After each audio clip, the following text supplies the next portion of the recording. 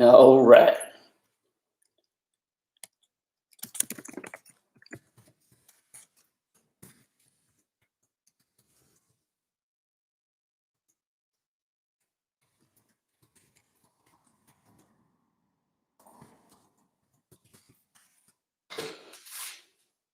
See if we can't get this thing rolling. Get some coffee going. I've had more technical challenges in the past 20 minutes than I should. Man, I can't believe what's going on here.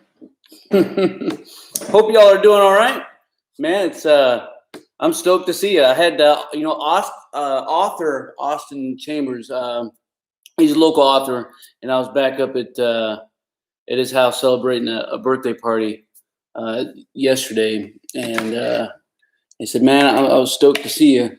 He said, "Well, technically, you're always stoked to meet everybody, and I guess that's true, but I don't know about that. I'm not always stoked to see everybody. I am stoked to see you all, though. So I hope y'all are doing all right.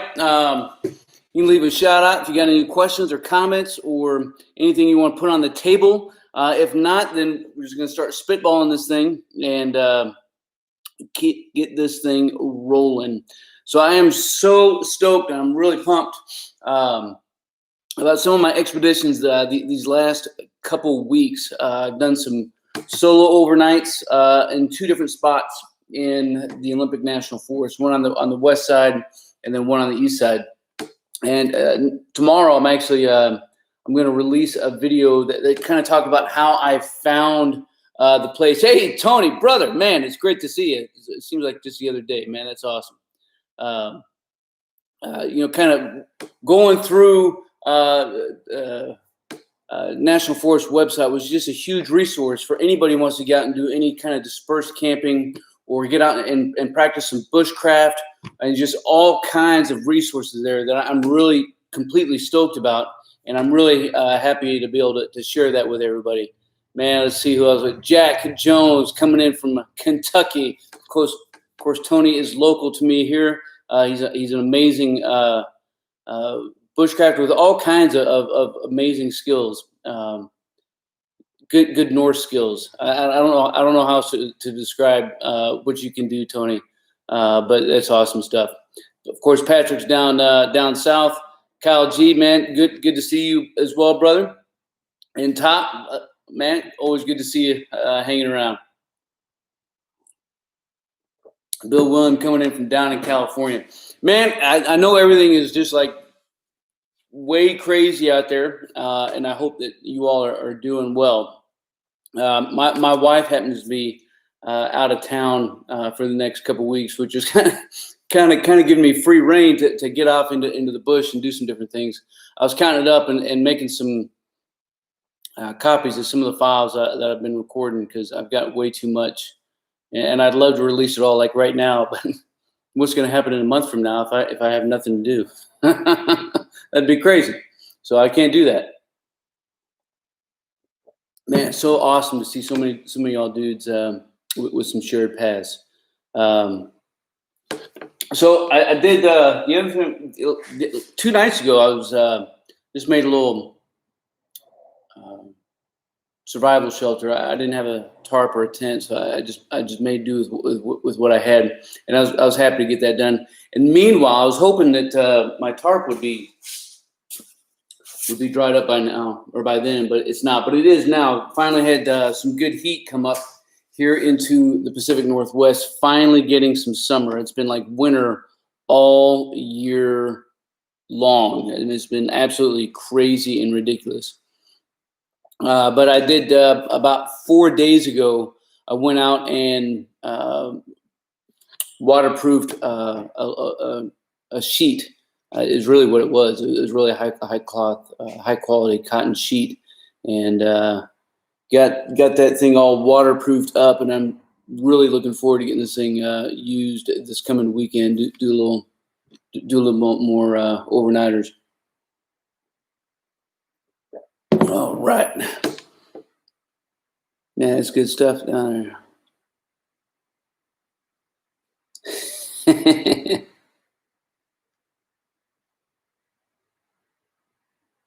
That's crazy. Man, I slammed my pack down the other day, 2 days ago, and I broke my Brunton True Arc base plate. I was a little bummed about it, but most base plate compasses are not the most stout pieces of hardware that's out there. So I guess I wasn't overly surprised. But if you all have used one, if you like one, if you prefer one, I'll be talking about it in a later video. But definitely feel free to let me know, and I can start looking around for a replacement because there are some good qualities for that. But that's all I got right now. I just got I got 2 Mgrs. Man, yes, man, finally good to get some heat, man. It's like this winter was a lot milder than the previous winter, but this summer is also a lot milder, I think, than last summer as well. So it's been crazy. Got some great, awesome heat going in right now. Kyle G asks, what food do you take with me? Any particular prepackaged? I think I try to do something different every single time. So sometimes I'll car camp and I'll have just a small cooler with maybe like 2 weeks ago, I took out a T-bone. It was nice. I'm batching out there in the woods, so I may as well eat well. And then sometimes I will acquire an MRE and strip it, and take that out, especially if I want to do something different. I like walking into REI and seeing all the cool things that they have and all the mountain food homes and all that kind of stuff that fancy rich backpackers like to use, but I can't get behind spending that kind of money. So I try to do as least amount of what I can in order to also being cognizant of the weight, especially if I'm trying to go long distance, which I haven't done any long distance hikes this year, so I'm not overly concerned about packing in a couple extra pounds. I think in a couple trips I'm gonna pack out a roast, and I'm going to dehydrate it over a fire. So I'm not concerned about it spoiling. It's not gonna be in a cooler. It's just gonna be in my pack, and I'll be in the cooler up until the car, and then from the car we'll get out and we'll hike out somewhere. And I'm looking forward to smoking some meat over an open fire. That's gonna be some awesome times. So I don't know, Kyle. Nothing in particular. I've tried all kinds of different prepackaged off the shelf stuff, and all of it's fine. But I have no in particulars.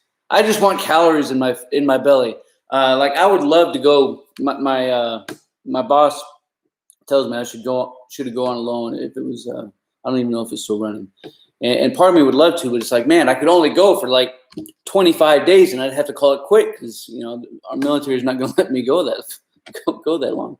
But I think, truth be told, calorie intake is a brutal killer.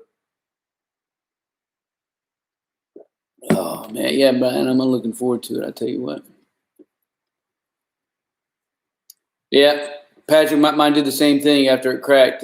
Compass fell right off the base, so I don't know what I'm gonna do with it. Glue it onto something. I don't know.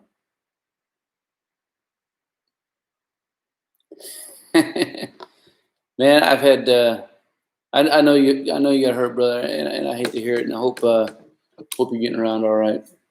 But so I don't know. That's yeah. I'll get some more coffee. Hey, brother. Man, that's awesome. I'm glad you can do that, brother. You take care of yourself, and we'll catch you on the flip side. Yeah, you stay stoked. Oh man, one of these days I'm gonna get this thing figured out. I was trying to use my phone, but I can't use my phone here. I could use my phone in another part of the location, but the camera on it is so much better than this one. But I think maybe next time I'll get something different set up. I know I'm not looking overly stoked. I'm also crazy stoked about that axe hanging up here to my right, your left. Man, I just picked this guy up. little Grand Forest Brooks small forest axe. I'm so stoked about getting to getting some wood chopping on this thing. I do heat primarily, actually, solely. Excuse me, with my stove that's down in the basement. So I've been chopping wood all year long. I think I probably have 4 cords now. So I should be about good, but I do need to start getting all my kindling chopped up. So this thing is going to be awesome to, Kyle, I got more fat wood than you can shake a stick at, man. When I tell you that my neighbor, Tony, if he's still on, brother, had a tree in the backyard that was this big around, big old Doug fir, probably bigger than it, probably more like like this. This thing was huge. It was monster, and it had been injured and dealing with all kinds of illnesses for probably the vast majority of its life, and it had just been weeping sap and pitch for probably 40 years. Even the ground was completely saturated. Man, true that, man. Thing was huge, and he had somebody come in and chop it down, and I guess it was last year because I ended up burning through some of it then. But man, those were fun to chop up, fun my butt.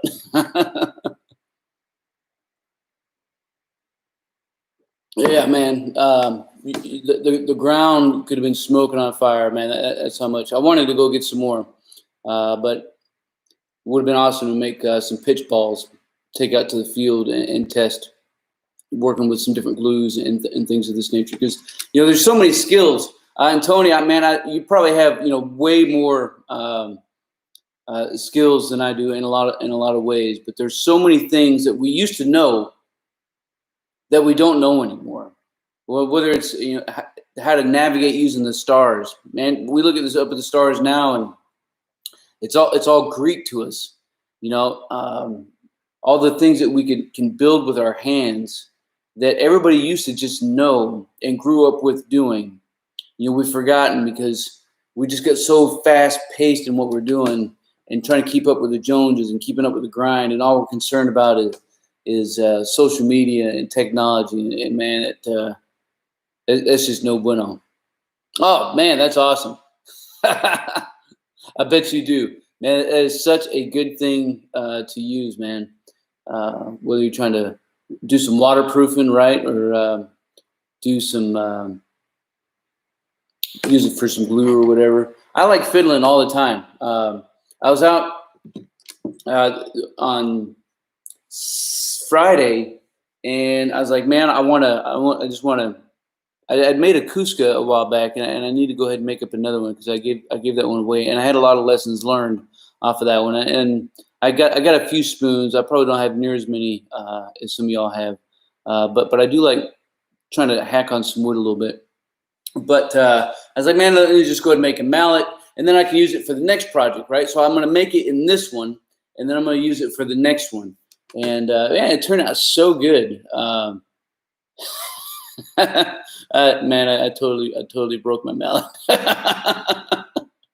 Put that sucker right in the fire. But I'm gonna make another one. I need to find some good birch. I think I'm gonna start taking and leaving my chainsaw in the back of my truck. And when you happen to see that perfect tree or the perfect branch, oops, how'd that get in the back of my truck? Oh man, Patrick, let's see. Man, you know what? One of the guys I was working with during my break in service, his name was Paul Powell, and he was a good dude. Of course, I say of course, but you don't know this. This is in north of Montgomery, Alabama, during my break in service, and at the time, Paul Powell was probably late 70s, just an old man, missing all his teeth. God only knows the stuff he'd seen growing up and throughout his life. I do know he spent some time in the pen, in the big house, felon, weapons charge, something. But prior to that, the story had it that he used to drive Hank Williams Sr. and did that for a spell. He was just the craziest crazy soul man. Was the nicest person to me that you could shake a stick at. I don't know what it was, but we bonded, and we'd share breakfast every morning at this warehouse. And this one day we go out to McDonald's, and we decided to go in because it was, BC, before Corona, and we could go into places and have a meal. It's crazy talk, right? So he orders his food, and he says, "Hey, I'm going to take my coffee." And the waitress says, "Well, how would you like your coffee?" And you just got to imagine this old man, no teeth, lips all curling in. I like my coffee like I like my women, hot and black. Like, Paul, man, you can't say things like that. Oh, man, this is crazy talk. Crazy talk. Tony, I think I'm going to head down to the Gifford, down off of 23. Did you make it up north? I know you said you were trying to for about a week or so, and I hope if you did, that it turned out well and you had some good weather. I'm going to try to head over to the old Gifford, try to get some different scenery. I don't know. Part of me wants to keep going into some different valleys in the Olympic National Forest, which is amazing. It's like the terrain from the east to the west, just in a couple valleys over, just on the southeast to the southwest, is so, man, that's awesome. So diverse and so different. The rock formations that we have in the Olympic National Forest on the eastern side is drastically different from the rainforest that's on the western side. And all it takes is a 45-degree swing, on the bottom, this valley and this valley. And there's so many spots that are totally unpopulated. Last 2 weekends, I didn't see a single soul in my life. Dude, man, the Hama Mama, who doesn't like saying Hama Mama? Mahama Hama Hama. But it is an awesome area. But it's so crazy that you can get out and go find places where nobody is. Like this past weekend, in going up past Brown's Camp, man, if you ditch off to the left or to the south, or you keep moving, you can find so many places where nobody is. And some of the areas, even up here, are just so overly saturated and so popular, especially the closer that you get to a metro area. So if you try to go to like Lake Cushman, man, you're gonna have all kinds of folks. Try to get a nice hike at a staircase or something, which is a nice walk, but it's just all kinds of people, and you're not going to do any camping there. Well, they got campgrounds outside, or you can continue to hike in further. But if you just go hit up, some national forest roads, or some fire roads, man, you can got all kinds of places to do all kinds of things, and just start fiddling and doing some different things. I was talking to some dudes at work, and a lot of them have been stuck in the barracks, for the past few months on the weekends, and they're starting to get out now. But I was talking to one. It's like, man, what are you gonna do? It was his birthday this weekend. It's like, what are you gonna do for your birthday? So I go, I don't know. I kind of can't go anywhere and do anything. It's like, what are you talking about, man? The trails are open. Get out there and go experience some life, man. Gas is one of the cheapest things, and tank of gas, the places you could get off and go see around here is absolutely ridiculous. So I know. Tony, I haven't been there, but I will look up. I will look that one up. Is that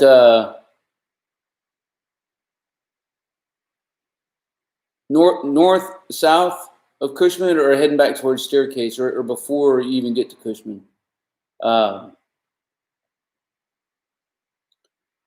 Oh, brother, Kyle G. I was just I was talking to somebody about this very question on the phone. Had hit me up, and another subscriber, and said, "Hey, is it possible to convert an Mgrs to Latin long?" Gotcha, Tony. Thanks, man. I will check that out. Oh yeah. Okay, I know what you're talking about. So is it possible to convert Mgrs or any grid reference system from the UTM to Latin long. So the short answer is you can do it by hand. You can do it by hand if you can do some estimation. And I got some maps here. Hold on.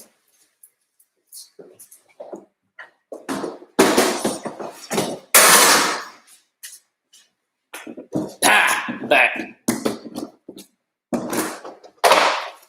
So let's see. So I'm gonna look at a military map for the area.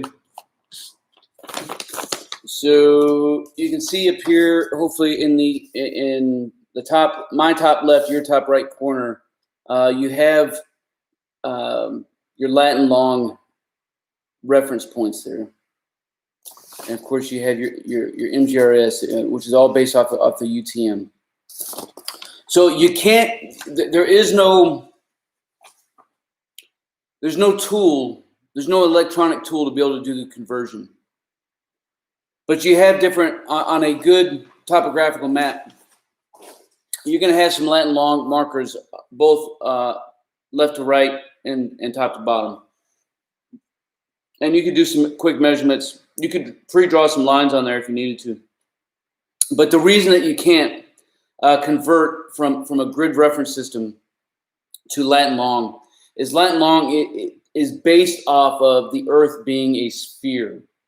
Right? It's based off the Earth being a sphere, whereas the UTM is based off of a flat Earth, and that's why you can't do the math. That's why there's nothing to do the math, because it's so complex. I guess you could, I think if there was a need for it, and there was a big enough of a drive for it, you could come up with some kind of a database that could figure it out. But none that I'm aware of, and I've known some dudes who've gone to some different schools and some cool guy schools, and they had a need to try to figure it out, but ultimately they just had to do it by hand, and it was to call in some fire and talk to some different boys.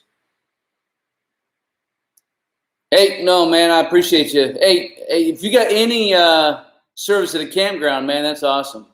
That's awesome. Let's see.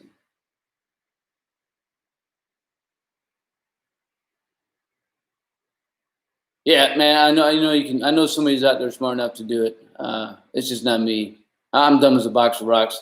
I don't even know what I'm doing. I was at this birthday party yesterday up by Bremerton with Austin Chambers, and he had a buddy up there, Cliff, who runs a YouTube channel, The Urban Prepper, who's also a local.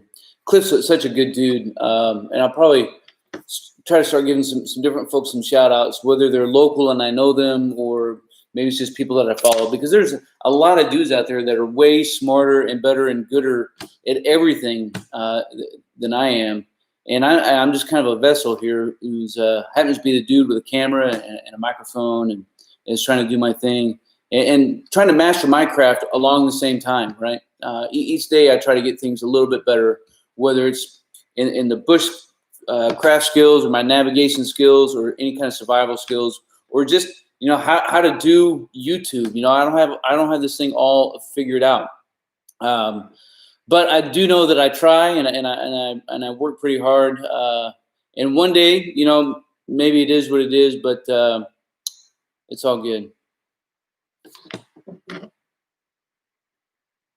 Man, you talking math? My daughter loves math. My youngest daughter loves math. I don't love math. It's like algebra and apples and oranges, and no, those aren't numbers.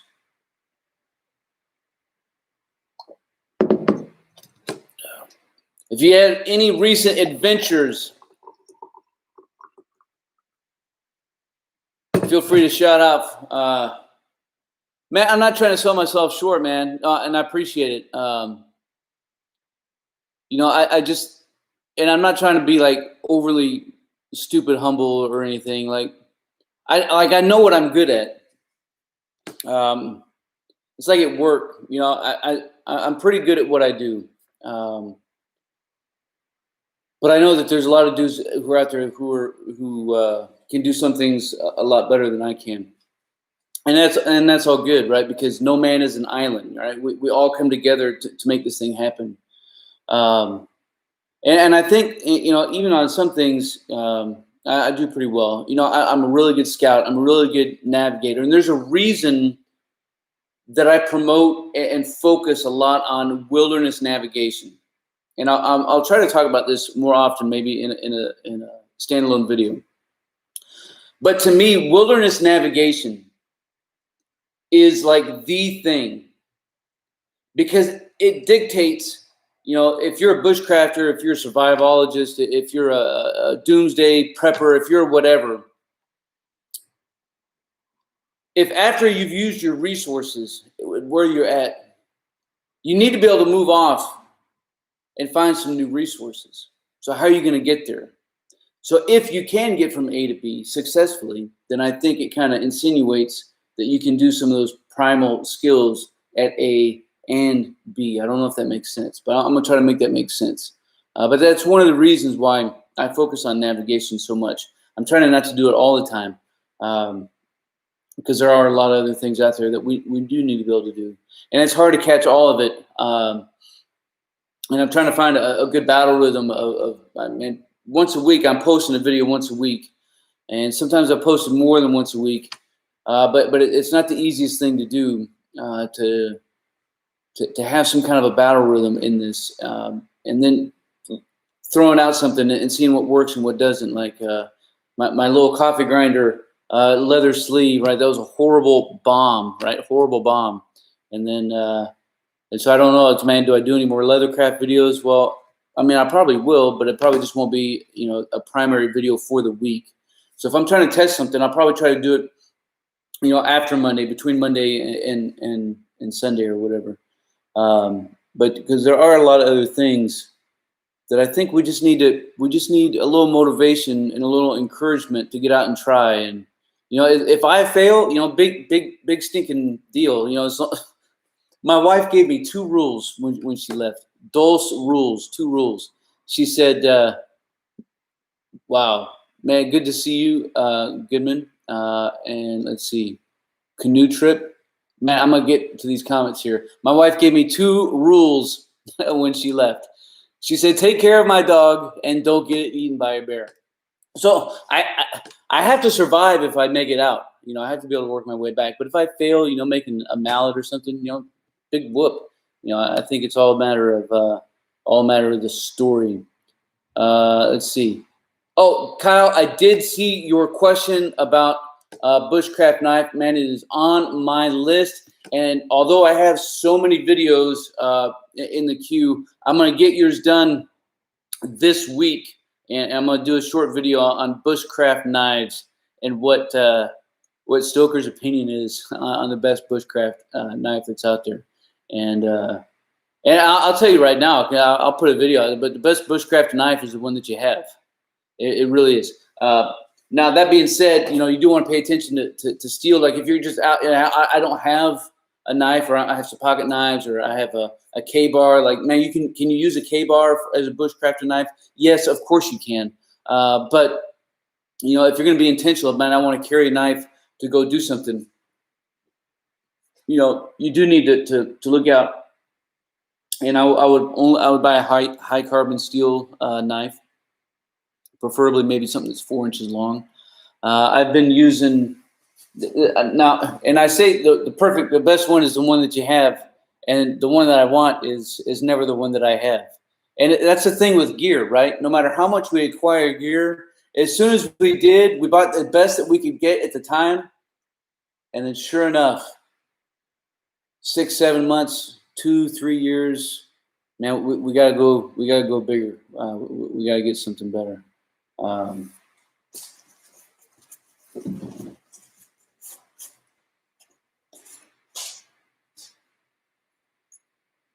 But I've been. Ooh, man, I see what I'm gonna do right after this video. So I've been using an SE4 that I've had this thing for a while. It served me really good on deployment.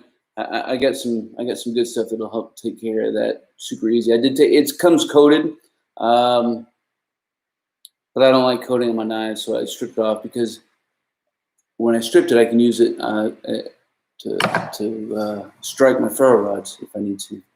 But I think, something in the 4-inch length is good. You don't want anything that's too thick, but you don't want anything that's too thin either, right?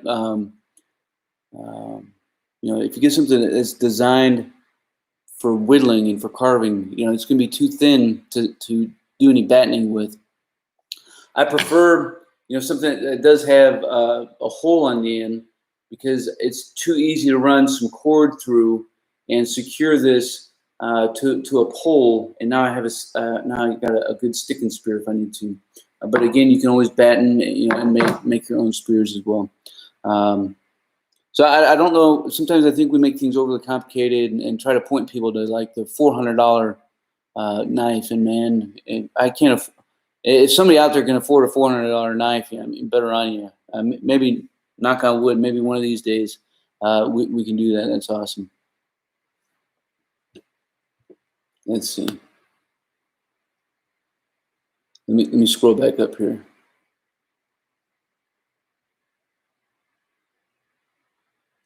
Oh, Patrick, man, I do what I can. It's all good. Let's see. And Tony, man, you're gonna make a canoe, man. That is totally awesome. I'm probably gonna buy a canoe. But I know where you're coming from, and I think it's gonna be such a great addition to what you do. And I would love to see you through some of that process, and not just looking at your videos. I'd love to be able to come over and take a look at your tent and see what you got going on at the house, man. That'd be awesome to see. Goodman, again, and I will always call you by your last name, so don't worry about it, brother. That's just how we roll. Let's see, scroll back down here. Make your own knife. Yeah, I've made some knives before in the past, and I don't know that they turned out all that well, but it was a fun process. I would love to make another one, because and that's the thing. When you make what you want, you're always going to get what it is that you want. And so put a little time, put a little practice, put a little patience into it. My wife has been asking for some bookshelves for a hot minute, and truth be told, I don't have all the tools that I need to do it efficiently right now. But eventually I will. But I know what I want to build her, and she knows what she wants. We have all these designs, and so we're going to put all these designs together, and I'll get them blueprinted off, and then we'll make a list. And by the time I go purchase the remaining tools that I need, I'm still going to be under tools and material. I'm still going to be under what it would take to go buy a custom bookshelf that is exactly what we want, right? Which is exactly what we want. And now we're getting to the point, and I'm starting to hone some of my other skills. I'll probably process some of the wood and procure it myself, as opposed to getting it all from the lumber store. And that would be awesome as well. Same is true for leather work. Man, my dad is a leather craftsman, man. He is an artist when it comes to leather. I mean, just straight up amazing. And he has an entire workshop, but he's been doing this for such a long time, right? He's been a leather craftsman in addition to everything else that he does, for better off of 40 years, maybe 50 years. He knows what he's doing. He can tool, he can craft, he can build things without even having a pattern. And that's what he does. Now, growing up, I kind of wanted what he had as a kid. You want what your dads have, but I wanted it now. And some things I had the patience enough to stick with, and some things I didn't. But now I just have a small toolbox with tools that doesn't and with everything that I do with leather work, it doesn't take that much tools or that much of an investment. And before you know it, with just a couple projects that you could make out of leather and doing some leather crafting will far exceed what would be far less in all those things than what would be to go out and buy some nice things off the shelf. Because you can't get the craftsmanship that you want. When I go and make a sheath for my knife, which I'll probably do this week, I think, You know, I could go buy a sheath for $90, but man, I got some veg tan left hanging around, and we're gonna get this thing done. It's too easy. It'll take a couple hours. So, man, crafting on your own is always awesome.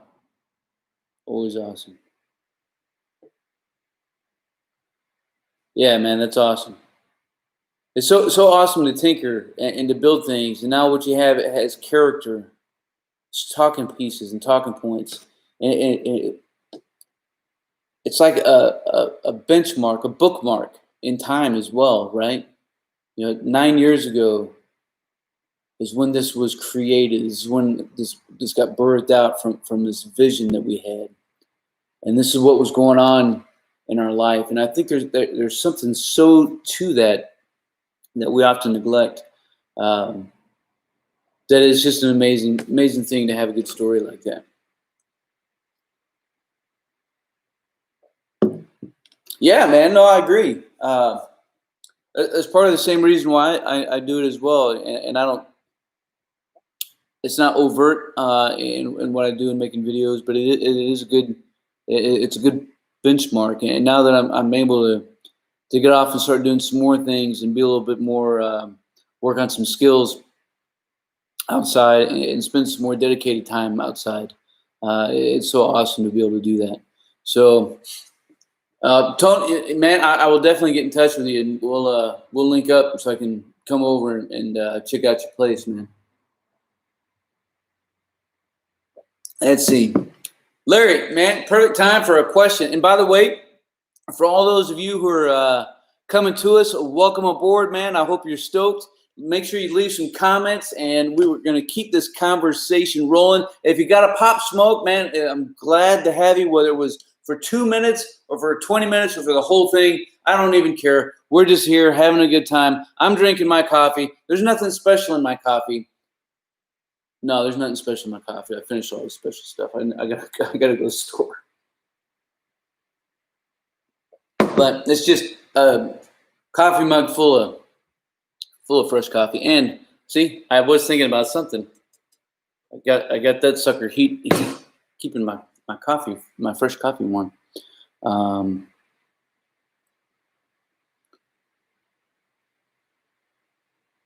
Yeah, man. You know, I've been trying to do some more. I mean, I'm okay woodworker. Larry, I'll get right back to you. I'm gonna just bounce back up. The good mark of somebody, man, if you got all 10 fingers and 10 toes, you know, and you're a welder, you're a woodworker, you work in a shop, you mess with axes and knives and stuff. Man, I nicked my thumb yesterday. You know, it happened, but it wasn't too deep. I still have all 10 fingers and toes, so I haven't made too many big mistakes. But I'm trying to do some more small carving as well. You know, some simple bearded man, some owls, some things of this nature. And most of it sucks right now, but eventually, you know, I'll get there. And I don't mind that they suck. Like the Cusca I made a while back, it totally sucked. It was garbage, but it would hold something. It had more character, right? This guy's store bought. I'm looking forward to the day when I replace this Cusca with another one that I carved with my own hands. And I have this perfect idea for what I want. I just got to get some wood and make that happen. So your bug out bag doesn't have straps for a sleeping bag. So what are some good options? So Larry, man, that's a great question. So I faced a similar conundrum, probably not the same as yours, because I'm not sure what kind of bag that you're using. But my Kafaru up here, to my right, your left, does not have straps on the bottom. It does have a little pull-out shelf that I was able to makeshift something with, but it's like squirrel. I see somebody typing below, and it's like a squirrel. I go to look, but Larry, yeah. So I think you have a couple options. You could take in some webbing, and if you can sew yourself, which again, you know, maybe $10 in materials, you could go to a hobby store and you could pick up some webbing, some 1-inch webbing strapping, and it's going to be, you know, something. So on this tarp that I just made and waterproof, which I'm kind of stoked about this one, Tony. You know, it's just 1-inch webbing, And I just stitched it. Now I used a machine on this, but on the backpack you may have to stitch by hand, so you'd want to use a thimble. But if you just take your time, you could do it. Or if you don't have, it'd probably take you. I would give myself an hour, just for 4 straps, right? Two straps here and then 2 straps here, so that you can run some paracord or some rope. Better yet, some good sisal rope through to hold your sleeping system. If you didn't have a few minutes or a few dollars to be able to do that, if you're just scared, if you're nervous about making a mistake, or maybe there's some weird stuff going on with the bag, I promise you, if you took it to a stitch shop out in town that does any kind of alterations, they'd probably do it for you for like $20 or less, man. It would be super simple to be able to do that with. So I hope that's a good option for you. Hey, Matt, Kyle G, man, awesome, man. You stay still. Appreciate you, brother. I told you, every time I see something pop up, man, it's a squirrel. So, Larry, yeah, man, I hope that helps you out and give you some ideas. Like on this pack, I got this bedroll here, and I need to go pick up another wool blanket. I really don't want to use this one anymore. But you see what I did there, right? So I got these little hoops here that I just ran some paracord back through, and then tied a trucker's hitch, right, to secure it. It's nothing fancy, right? And I would replace this with some sisal twine, but I'm just doing what I have available with this. That's the one downside of this particular pack, is they didn't put something in place. They have this shelf, and there's another shelf. It's a meat shelf that comes out. It comes up this way, and it will buckle up. So if you got, it's not really going to hold a lot of meat if you're hunting. But maybe if you had something wet and you don't want it inside your pack, you can put it there. So it's all good. Hey, Patrick, man. Oh, man, you still here? Yeah, you talking to Kyle. But it'd be totally easy to do that. Super simple project, man. And how cool would that be to put in 1, 2, 4, 6, 8 inches, 8 inches, 8 inches of stitching on your pack, and you'd have something absolutely amazing that you did yourself to customize it. But like I said, you could always just take it in. Let's see here. No patron cafe. No, the patron. See, I had to remember where you're coming from. Not this time around, brother. Yeah, I got some good. I got some maple saplings in the back, which is nice and easy to carve with. But I do need to get some more. How did I make my water? How did I waterproof my tarp? Patrick asked. How did I waterproof my tarp? So when I picked this up, so here's the number one spot to go shopping, right? It's not REI, right? It's not Cabela's. It's not Bass Pro. It's none of these big box stores that overcharge you for everything. It's the Goodwill store. Man, it's the second-hand store. I'm going to have to do a run and gun video of all the things, if they're open, and I can get in, of all the awesome things, whether you're looking for cast iron, whether you're looking for any kind of bedding, any kind of plates, cups, just cool little trinket things to be able to make your camp awesome. I got so many things that I picked up for pennies on the dollar, let alone maybe you know somebody who runs an auction house. They also have some pretty good deals from time to time, like maybe a sewing machine that's irritating the crap out of me right now.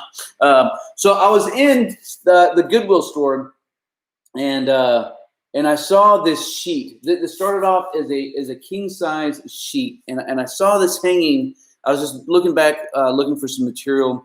Not that I had any projects at the time. I wasn't really thinking about making a tarp, but I saw this sheet, man. It was so tightly woven with some really good cotton, man. It was majestic. I wanted to take it right off the shelf and use it and just wrap up in it and get crazy with it. And I said, you know what? This would make an awesome tarp. Hell yeah, let's do this. So I cut it to length. and I didn't know what size I wanted. I think I may have cut it a little bit too big, so I may cut it down some more. And that's it. That's the thing, right? It's like with woodwork. You can always take some off if it's not the right size. Because I think I only want something smaller with this. But I don't know. I'm not going to cut anything until after I use it a few times. So I also bought, but I have a ton of 5-gallon buckets, and I took this material and I took what was left so that I can make some small bags with it. It'd be some waterproof bags. And you take 1 can of mineral spirits and 1 can of boiled linseed oil, and you pour them in together. Now, the linseed oil is what does the waterproofing. But if you just use pure boiled linseed oil, it may never dry out, right? It may never dry out. And so the mineral spirits, it helps cut it, and it helps it with the drying. You can add in some other things, like if you have some wax, you can pour in some wax. I did pour in a couple squirts of it was wax that had some orange stuff in it. Big box stores sell this stuff, and I did that so that it wouldn't smell like crap. Right out the gate, man, this smells good. You swirl it around in the bucket and get it. You could paint it, but it was easier to push the whole thing and swish it around with a stick, and then hang it and let it air dry. Now, it's important anytime that you're dealing with anything that's saturated with boiled linseed oil, that you understand that, especially paper products, cotton products, towels, things of this nature, it's flammable. It will combust until it's dried, and then you'll be okay. And then you just let it air dry. Because this one was laid on so thick, it took, and we didn't have good weather. Not until like 3 days ago, I think.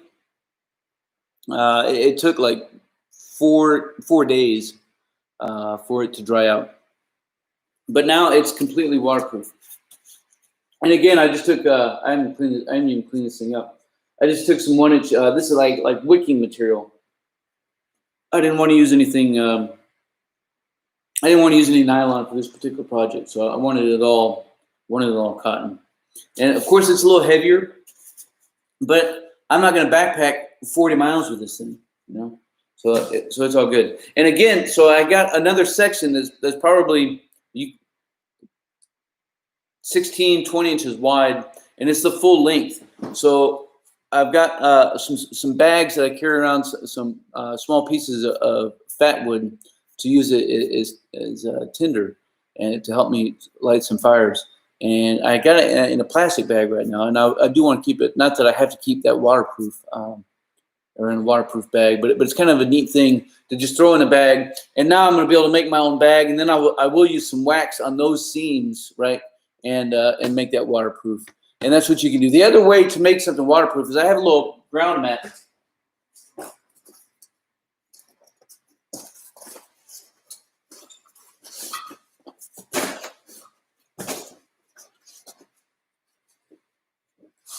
So it's just a piece of canvas, right? And this thing is awesome. Again, you know, I'm sure you could buy it, but you know, why buy something like this? So it's just a small piece of cotton, and I took wax, and this is the other way to waterproof your material is just to take wax and rub it on, and then take a little heat gun or even hair dryer, which is what I use, and use a hair dryer. And that melts it into and it impregnates the material with the wax. That's, you know, now we start talking about some cotton duck stuff. And so what this is awesome for is, especially up here, everything is so saturated and soaking wet. Man, you want to sit down and not get your butt dry? Bang! Boom! Man, I sit that down and my butt never gets wet. Never gets wet. It's also easy to lay some other stuff out on. Let me scroll back up here. Let's see. Eric, man, good to see you, man. That'd be awesome. Man, that would be kind of fun to watch, man. I appreciate you hanging out. And again, I know we've had a couple people come on and a couple people take off.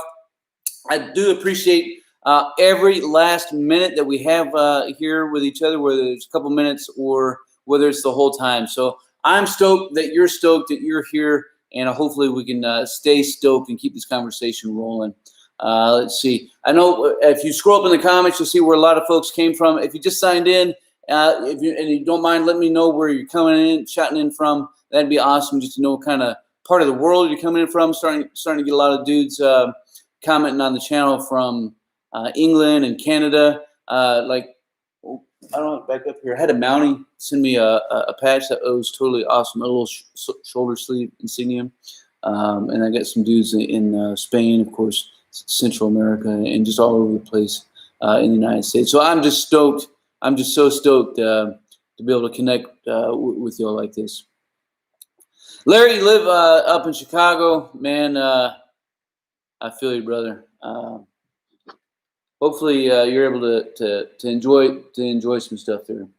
You know, and that brings me back to mind. The buddy that I was hopefully going to do a collaboration with is the Urban Prepper, and I know I mentioned him a few minutes ago, but feel free to go check out his site. He's a cool, he's an honest to God cool dude, and he primarily focuses on just everyday things that the urban guy, the city guy, can do to think about emergency preparedness. And he doesn't get all like whack job. So that's a kind of an awesome thing. And his channel is doing extremely well, which is weird, because the more I say it's weird because he's not an extremist. He's not an extreme conspiracy theorist or anything. And the channels that do so well are the ones that are so over the top, quite frankly, divisive on natures, whether it's to the left or to the right. And those ones that polarize are the ones that always do well. I just got a small channel, and I know, Tony, you're getting your channel going, and it's hard to do, when you're just out doing your thing. But the beauty of it is either it matters or it doesn't matter. And for me, it doesn't matter whether the channel has, 11,000 subscribers or whether it has 100,000. I'm not gonna lie, that would be awesome one day to have this be a better source of supplement to my retirement. Then maybe I can focus on doing some more stuff. But I don't care. Like it's all good. I would just rather be me and authentic. And what you see is what you get. I'm just a dude who's stoked about getting outdoors and doing some stuff and trying to learn some stuff and trying to pass on some stuff, man. That's what it's all about. Man, oilcloth, man, Tony, I agree, man. It's so easy to do, and it's so, for dudes like us who've done some reenactments, and I know you do a lot more than I do now, but even if you don't, there's just something to when you made something. Like I could go buy some machined tarp material and make my own. I almost did. Like last year, I was like, you know what? I'm going to make a good rainfly or backpacking tarp that I can just fold up nice and tight, and I can take it with me. And I got to thinking about more stuff, and I was like, yeah, I don't want to do that. I don't want to do that anymore. I want to reconnect with a lot of things that I grew up with. Growing up in the Southwest, in the mountains of New Mexico, and in and around and on a lot of Indian reservations, during times where no white eye could go, and that was all because of my dad and his connection that he made with people selling and trading leather, and the relationships that he was able to start and to maintain and sustain over the course of the years. It was just an awesome experience to be able to hang out on the Mescalero reservations like we did, and of course all the mountain man stuff that we did. It's just so awesome, and try to start to reconnect with some of that stuff today is what I'm trying to get back to. So slowly I'm going to start, cycling out through some of my gear and make some more of my gear. But I can't, and that's the thing. I think, so many people, they try to do things all at once, all right now, this way, or the highway. And that's the wrong approach. Get out and do something. Save up a little money, buy something, and then see what you got, and then just keep going. A little bit of time is all it takes. A little bit of time is all it takes.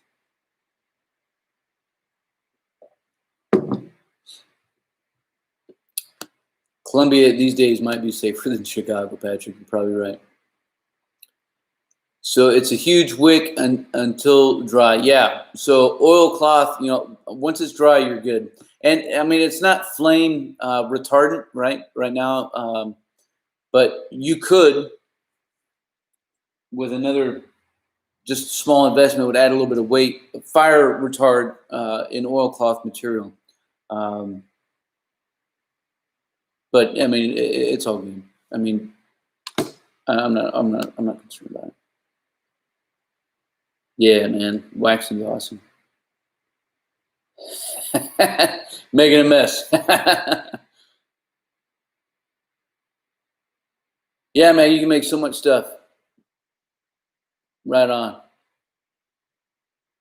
Rob coming in from Alabama. I lived just north of Montgomery in a small town called Millbrook. I don't know if you know where that's at. Most people know where Prattville is. But again, it's just a few miles north of Montgomery, so that's awesome. All you say is duck. Man, Danny, I did not make. So normally I make. So in the house, I make regular coffee. I have a percolator. But most of the time, I make cowboy coffee in my pot. And of course, anytime I'm out in the field, and I love seeing the dudes' faces when I make some coffee, and they're like, "Oh my God, am I going to get some grounds in me?" No, you're not going to get. We're not going to get that many grounds in me. But there are a couple tricks to it. Whether from cold water help pull the grounds down to the bottom, or even what the canned cookie used to do is throw some egg shavings in it as well.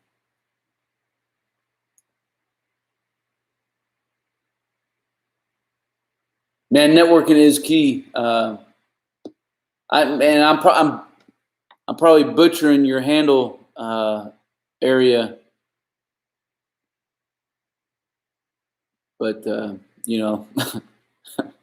that's my bad. Man, networking is key. That is so true, and I think I learned that a long time ago, and it's something I've tried to sustain, maybe sometimes to a fault. And, not trying to burn bridges and maintaining some connections for the future, because you never know. You never know when you may be a resource to somebody else, and or that person might be a resource to you. Yeah, man. Rob, I appreciate that. I try to be down to earth. I was at this party yesterday. My buddy was like, "Man, you're so much quieter." And I had not met any of these people yesterday. It's the first time meeting all these dudes up around Bremerton, and I wasn't overly quiet, but I mean, I wasn't like, "Hey, welcome back to the channel, friends. As always, it's good to see you." I wouldn't. Does anybody act like that in real life?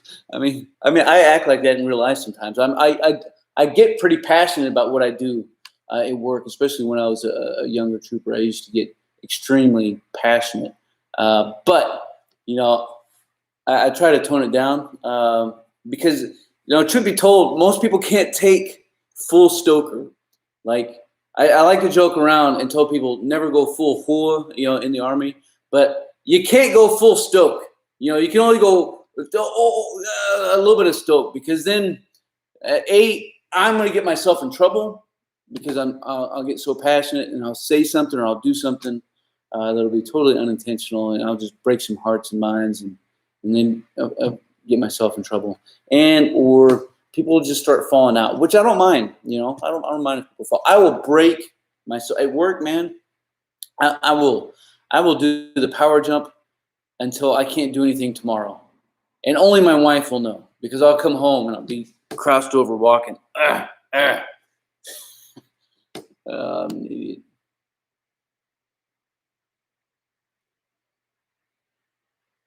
Yeah, man. Pat. There's a lot of stuff out there in this world that there's a lot of stuff out there. Even things I was thinking about in the past couple, in a few recent videos on some stuff that was just more talking more talking story, whether it was chopping wood or going for a walk, and try not to be overt on anything, because I think there's something to the power of story. And this past weekend on an offshoot, I found this beautiful little spot and was doing the same thing, and that may have been a little bit more overt, and I still may post it, or I may chop it up. Ooh, I came unplugged. Caught it. Almost lost y'all accidentally. That'd have been something.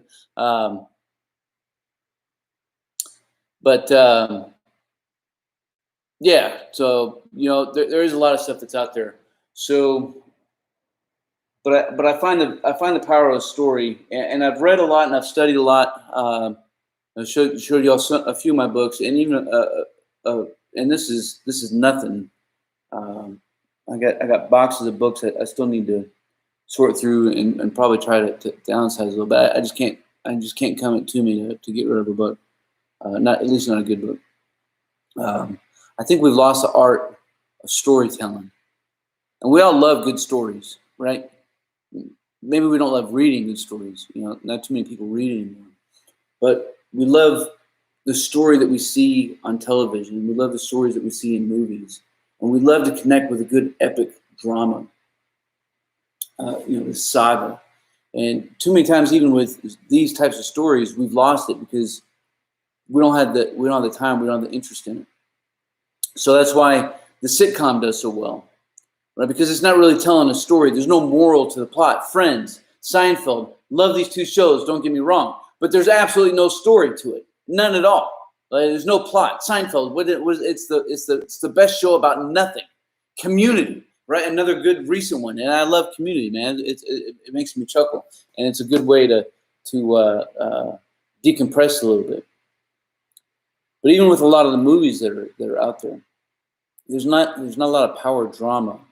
There's not a lot of transformation. There's not a lot of saga in that. But in the ones that are out there that do a good job at this, people really connect. And it's a story that gets told for decades because it is such a good story. And I think we've lost the art of that. And the reason why I love story is it because it's not overt. It is subversive. A good storyteller, a good author, a good screenwriter does not tell you what the moral of the story is. They just present you with characters and situations that you connect with. And it's kind of up to us. The author, that content creator is just hoping that you get it. And storytellers have been doing that since the dawn of time. And there hasn't always been good storytellers, but there have been some really good ones throughout recorded history. And there's so many traditions that are out there that are rich and diverse in telling story and talking story.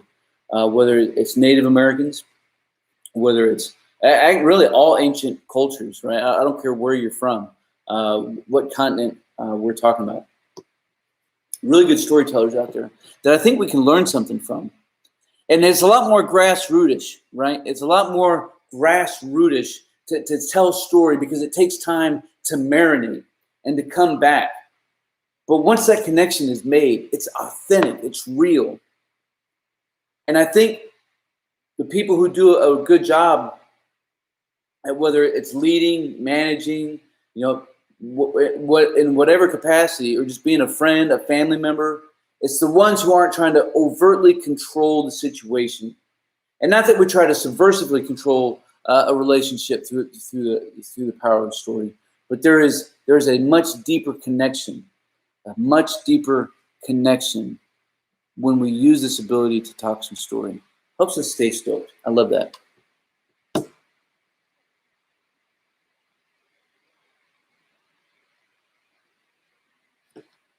Yeah, man, I don't know that I have too many more setups right now that are uber ultra lightweight. I mean, the ultra lightweight crowd. Like I know Dan online, and he's a good ultra lightweight kind of guy. And Darwin's out there, he does a lot of ultra lightweight stuff, but that's just what they do because they're going long distance and stuff.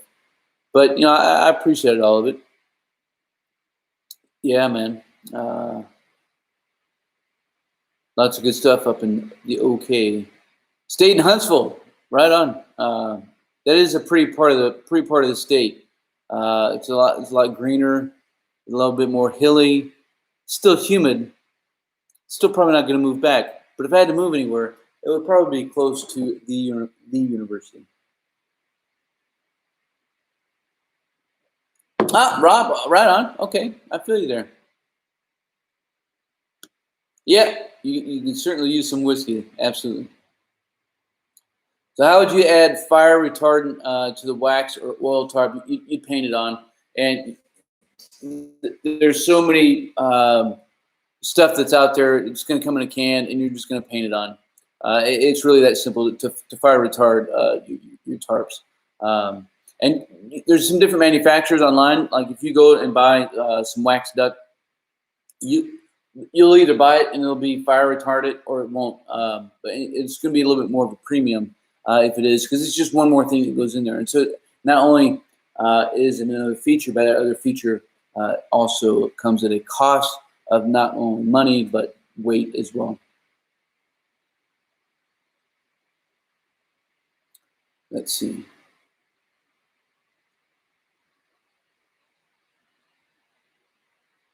If you don't like coffee, bitter, add a Gulf shot. Yeah, right on. But Tony, I don't know that I've ever made cowboy coffee that was bitter. I think it's one of the good things about cowboy coffee is that it just didn't come out bitter for me. I don't know. Maybe it's the grinds I've been using, but I use all the grinds. I like coffee like I like beer, and I love beer. I love coffee, but I can't keep drinking the same thing over and over again. And I got to try something new. Pretty much every time I head out and I go to the store, I'm always looking for something new. They're open for sure. Been there recently. That is fine. Ira. Gotcha, brother. I grew up with people mispronounce my name. Man, people misspelled my or mispronounced my name as well. So I appreciate you. And I don't know if it was a handle, if it was your name. I don't like to make too many assumptions. But I hate it when people don't even care. And in my line of work, well, right now, I got about 150 dudes working for me. That'll rotate every couple of years, and I just get a whole new batch. Well, not a whole new batch all at once, but the population is constantly turning over. And so you learn pretty quick how to pronounce a lot of people's names. But even still, you'll see a lot of people who don't care at all. And that's true, Tony. So once, like my tarp here, it is not fire retardant, but it's not going to catch on fire with just a spark. It's not that it has really fire resistance in it. Wax is really good for waterproofing. Grew up around Fort Rucker. Rob, I got a battle buddy of mine right now who's down at Fort Rucker right now. That's good stuff. Okay, 21-year career, man. That's awesome. I bet you saw some good stuff. I'm just trying to catch up on some of these comments, and then we'll keep it going. Yeah, Pat, it's all good, man. It's how it feels, man. You just keep on clicking.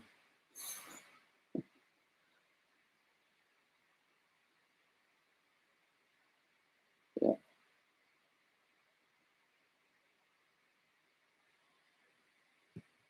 Gotta love a good bargain.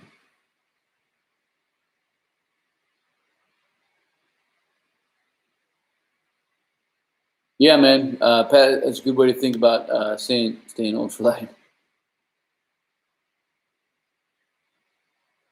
Greetings from New Jersey, man. I hope you're doing well, brother. Man, it's good to have you. What a good ferro. What's a good ferro rod? Hard. You're seeing. Oh, your ferro rod is no good. So I've gotten in some debates on ferro rods. with some different folks over the course of the past year. And I probably have one right here. Now, I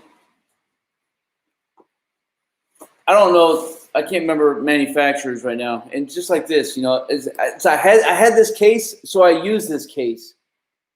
But it's not the case that I want to use, but it's what I had, so it was the best case, just like a bushcraft knife.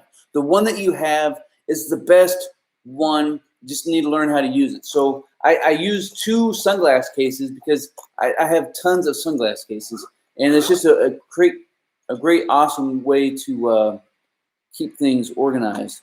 And I got a couple ferro rods. This is one here, and any video and probably even on this one in the description, you find a link to my Amazon influencer page. You go to the fire thing and you can launch off and just start looking at some different ferro rods from there as well. But a ferro rod is a man-made material. Ferro, I'm going Stoker in my Rolodex right now. The rest of it, ferrocerium, is a man-made material. And like 99% of it is controlled, right? And if it's not this particular, it's like X percentage of this, X percentage of that, X percentage of everything else, all fused together makes this ferrocerium. So if it's not that, then it's not a ferro rod. It's something else. Now there's going to be a small percentage that will impact that people can kind of play with. So any decent, as long as somebody's not lying to you about what it is that you're buying, you should be okay. Now, what you may need to do, your ferro rod may come, and I'll see if we can't get this. You see, this is not one I use too often. You see it's all nice, black and shiny there. And then over there, I have it ground off, right? And so that's the part where I use it as a striker right there. I strike right there. And sometimes you may find with cheaper rods that if you just take some sandpaper and you can rub that off, and you just need to make sure that you're using a good striker. Now, what's a good striker? Anything that is high carbon. Anything that's high carbon. The best striker, in my opinion, is a pruning shear sharpener. Man, it's like, because it's so awesome. The strikes that thing throws out, the sparks that thing slings out. It's like a dragon. Just you don't believe me, man? You check out my video on it. It's redonkulous. It's not even. It shouldn't even be authorized. That's how awesome it is. It's crazy. So yeah. So I mean, there are some cheap ones out there. I think, Larry, but I think if you spend, I wouldn't spend more than $10 on a ferro rod. I know. I think some people market some for like $30, but it's become because it comes on a handle. I would say get the longest one that you can. And I know there's some good jokes coming in there, but it is super nice. This one is maybe 5-6 inches long, and it is so nice to have one that's a little bit longer. It's easier to handle. Right? I'm not going to throw sparks towards my computer, but you can imagine, as I'm pulling my ferro rod, or if I'm trying to strike towards it, how much easier, and I get all this room for even more sparkage. And sparkage is a new word, Webster tells me. It's in the dictionary now because we just made it up. So appreciate y'all dealing with that. But sparkage is a good thing. And the longer the ferro rod, the more sparkage that you get. So then if you go to start making maybe a bushcraft knife sheath, you can add a ferro rod loop in it and be super easy to do. I don't think I'm going to do that, but it is super easy to do. So yeah, there's that. Some thoughts on ferro rods. I hope that was helpful, brother. I do hope that was helpful.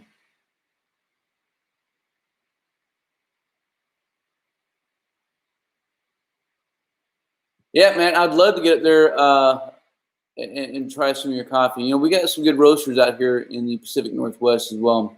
And I have found, the best place. I love Thai food, right? I love Thai food, and I've traveled all over the world. I haven't been to Thailand, but I do love Indian food, and I love eating Indian food. But I've been to so many big cities and small cities that have renowned markets and things. But the best Chinese food or the best Thai food I've ever had was in Millbrook, Alabama. I mean, it's so crazy. It was the absolute best. Yeah, man, the Pathfinder ferro rod is pretty good. Now, I like the Pathfinder dudes stuff a lot. And I'm not going to talk anything about any of them. I think they're a good group of people. They're just a small clique that I'm not in, and that's okay. But they do make some good stuff. But some of their stuff's a little pricey too. But sometimes you do get what you pay for. And I'll say this with anything. If you're trying to find a good knife, you're trying to find a good axe, a good hatchet, a good bag, and you know that you may have to buy another one, then you buy the best that you can right now. And sometimes that may mean that you need to save and wait up a little bit longer, and then you can make a good quality purchase once and spend even less money as opposed to buying the same thing over and over again. And we all do it. Like I have more small pots and bushcraft, billy pots, and I don't even use my billy pot anymore. I just use my small tea kettle most of the time because it's just a little bit easier, and I like using my tea kettle over the fire. But I do have a billy pot, and I'm sure one of these days I'll take it out and get some more soot on it. But coffee, I love coffee, man, and I've enjoyed coffee from all over the world. I did spend about 6 months when I was in the Corps, when I was in Fast Company, on a mission in I was operational deployment in Italy, and I loved. This is late '90s, and I'm on the East Coast, stationed on the East Coast. We go overseas to deal with some stuff, and then we come back. And I'm like, man, I need to go find me a cup of Joe. And Tanya's like, well, hey, they just opened up this new chain. It's supposed to be big out west. It's called Starbucks. I'm like, well, hey, man, let's go check this thing out. And I go, again, late 90s. Man, this is no bueno. But there is what the Pacific Northwest has on a lot of people. Hey, we do have some good coffee roasters. In any place, you have to go to a place that roasts their own coffee. You want the best coffee. It has to be fresh. So you need to find a coffee roaster or roast the coffee yourself. That'll be a good experiment as well. But fresh coffee and good clean water are the two secrets of success for a perfect cup of coffee. That and good people to drink it with, right? And that's why this is the perfect cup of coffee. It's my cup of coffee. It's the perfect cup of coffee. But we got small drive-through coffee joints all over the place, except when I need one. That's the only time I can't find one. But little shacks about the size of your car. It's like a she said that are all over the place. Small mom and pop joints sell little good cups of coffee. They all charge way too much. I can't spend $5 on a cup of coffee. I don't know how anybody does it. I do it from time to time, but I don't do it that often. I know some people who will drop like $10 of coffee day in and day out. I'm like, bro, that's ridiculous. Tony, my backpack setup really never exceeds 35 pounds. I think most of the time I'm sitting probably around 30. On the light side, I'm probably 25 pounds if I'm just going out, do some exploring. I always carry my pack when I'm exploring. I say always. There's been a couple times when I didn't. But even for the most part, even when I'm just working on some navigation stuff, and I'm just exploring out, maybe a couple grid squares, a couple thousand meters, whatever. I always take my pack because you just never know. You just never know. And in fact, that's something I'm thinking about doing. Thinking more urban stuff. So I work, of course, on Fort Lewis, and I live. It takes maybe 20 minutes to drive. But one of the things I am thinking about putting together is a run and gun, walking from work to the house. And this type of route planning. I know I threw this question out months ago about doing urban exploring and urban movement techniques. And I thought maybe that would be kind of a good thing to go through here and actually put it to use, right? My shoes, my feet on the pavement. We'll maybe do a map recon prior to, and then actually one day get out and book it from work to the house. You know, how are you going to go? Because you have metro areas where you have a lot of infrastructure that's out there, which depending on the situation you may want or may not want. You may just want to know where it is. It's kind of like using a river to help master your movement. You don't want to be too close, but you got to know that even off closer to the river, or in this case closer to a road, you're going to find some people living in and around these wood lines, right? We got all kinds of people living in the wood lines. So there's all kinds of experiences and things to go through. But the one thing that's a constant, and I say it again for everything, whether it's at work and it's business related, whether it's getting out in the bush and mastering your craft, rehearsals are everything. You can read until you're blue in the face, but until you start getting your hands and your feet dirty and you start making mistakes and learning from them, you're never going to know what you can and can't do. You may know something, but knowledge is only one of the three things that we need. And we need experience. That experience that tested, right? It tested our mettle. And so what better way? I could talk about, bugging out, and that's basically what this would be, right? It would be bugging out from work and actually coming back to the house and actually working through it. And I could talk about it. I could tell you all the principles. I could tell you, all the techniques and the procedures to think about. I could talk about the principles of patrolling and how to implement and input these things into your life. Because maybe it's not, scenario, cataclysmic. I'm starting to get a little passionate about things right now. And so I'm starting to roll around, and sometimes that's what I do. But it could be, I was everywhere I go off in the woods. I have no cell service. None. Zero. Zilch. Nada. I have no sat phone. So if anything happened to me 2 weeks ago, it was 60 miles as the crow flies from where I was at to the nearest hospital. 60 miles. Man, on my best days, that would take me probably 2 days to get there. The closest home was 25 miles away as the crow flies. 25 miles until I had service. Man, if anything happened to my vehicle, if I had a vehicle breakdown, or if I became injured, wounded, or lost, I would have become a statistic. And that's why I'm passionate about what it is that I do. Because every year, thousands of search and rescue operations are conducted, all because somebody ventured off the trail in a place where they couldn't reach out for help. And they got disoriented because they started to lose their mind and started to get anxiety attacks.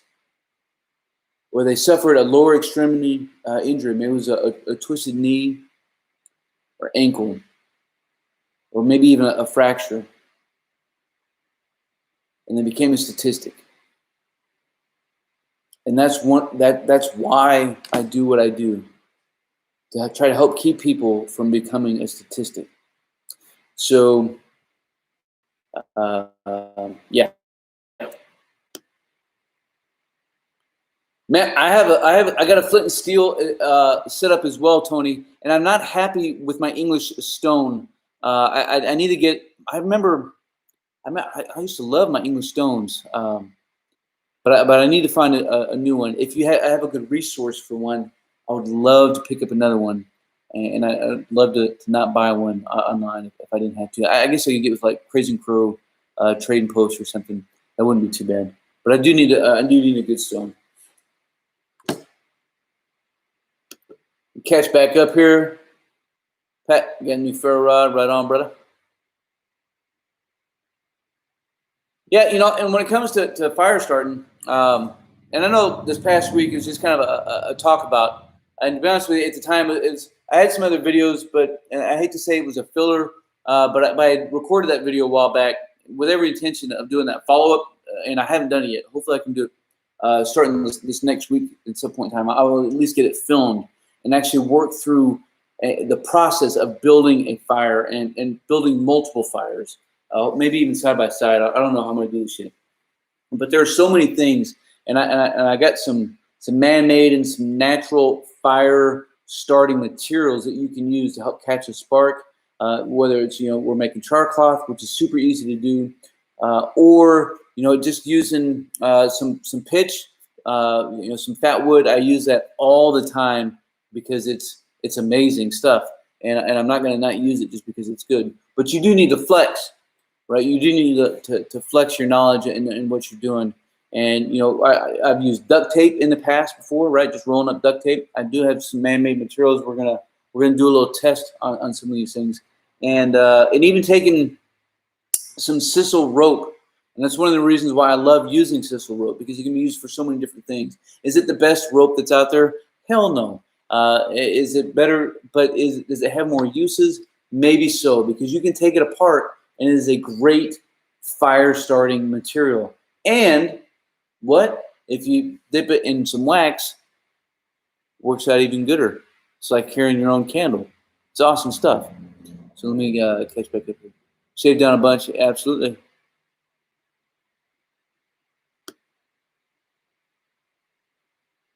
Oh, here's a good Robert, sir. I hope you're still on. So I'm just now getting your comment here. Non-fire starting question, absolutely. How can you replicate finding points on a land nav course like the starter course in SFAS if you're just starting to learn land nav by yourself? Man, that is a great question. I have a guy that's working for me that wants to get out and prepare himself for the SFAS, and I don't know when it's coming, but I do have a script and a story idea for an SFAS, dedicated SFAS land navigation video. And I'll tell you what I told my dude to do. Because, at the end of the day, it doesn't matter where you're at. So SFAS, of course, you're looking at moving, maybe six kilometers in between each location. And so what you need to do is you just need to be able to replicate working through this. And so there are a couple things when it comes to understanding how to read a map. So you need to know how to read. You need to know how to read a map, extremely well. And when I mean well, I mean you need to truly. You could build a sand table, right? If you can build a sand table off of a map, and then you go out and do a recon, and yeah, I actually built that right. That's exactly what I was going to expect to find. And you know your pace count, and not only you're counting your pace count, but you know how long it takes you to move a click or half a click. These are a couple things, along with some other hacks. Like, man, you got a handrail, right? You can't shoot an azimuth for 6,000 meters. So you have to break it down into legs, just like we do when we're patrolling. You never patrol 6,000 meters all on one leg. Not unless you're walking right alongside a road, which we don't want to do. So you need to be able to break it up into legs, and then use an attack point that's maybe within 300 meters of your final destination. And so that's what you want to do. But you do need to get out and practice this, moving long distances. And so what I told my buddy, he's not my buddy, he's a guy that works for me, is just take a spot. Now I don't care where you're at, whether you're on or near a military installation. Or, there's a Hawaii map. Or, here's one of, I think this one is Colonel Bob. Hey, Bob. You just need to go out and you need to practice. Now, as you're practicing, make sure that you have some left and right lateral limits, set up. You have these rows that kind of help keep you boxed in and know how far something's going to get you. Here on JBLM, and most installations are the same, assuming that you're currently serving right now, Robert, is, you can go get a range pass. And here on JBLM, it's absolutely no cost. I can go right down to range control. I can pick up a blue pass. And as long as that TA is open, then I can get to it. And so what you do, Let me bring back up to this map and then go over here. I said, hey, start here on the bottom of, I'm trying to look at the map so I'm not lying to you here about where I'm pointing. And yeah, start like right here and just work up to a known point here. Just work that long distance and see what you, and take notes about what it is that you're going to see along the way. Right? Take notes about walking in between these hills and knowing exactly where you're at and knowing that you still have further to go. And then work yourself to a point, maybe it's to the top of this little hill right here. And then you can shoot an azimuth from here to an intersection or whatever it is. But once you can get out and you can start, and it's like calling your own shot. And I haven't done a single video on marksmanship, and maybe I will. I probably will, because I do a pretty good job when it comes to shooting, because I understand the principles and I've had enough trigger time to be pretty good at it. But when you're at the range and you have such good follow through that after you pull the trigger and you have it still pressed back to the rear, and you breathe in and you breathe out and everything comes back down on, and then you release and you look, man, you know where you shot once you start paying that kind of attention to detail. And so that's what it's all about. Now, of course, with SVAS, I mean, you do have some time constraints that you have to deal with. So you need to know things like what your running pace count is. But just grab a patch of land. Maybe it's 6 kilometers, maybe it's 3 kilometers, maybe it's 1 kilometer, and start working yourself in and through there. But you just have to get out and start practicing, man. But I will try to get this video knocked out and get it out. So if it hits you before you go, I hope so. If not, take every video I have and start applying it. Nightland nav is going to be the same thing, right? For the course, it's going to be the exact same thing. You just got to work through and practice during the day, so that when you got it at night, you have your fundamentals mastered. So Robert, there's a little bit there. Let's see. And if you're just starting to learn land nav, man, keep it in 1 kilometer, right? Have some good roads around you. You need to be able to shoot an azimuth and trust your compass and your pace count. If you trust your compass and your pace count, I don't care what the scenario is that you're presented with. And I know I'm keeping at you there, Robert. I just saw that you're read again that you're starting to learn some land nav. So you need to start from a known point and move to a point on the map, and then see if you can get there in one shot. Maybe it's like crossing an intersection. You know, if you just had 1,000 meters, can you move to a known point on that far end of that grid square? Once you can do that, you start changing up some of the conditions.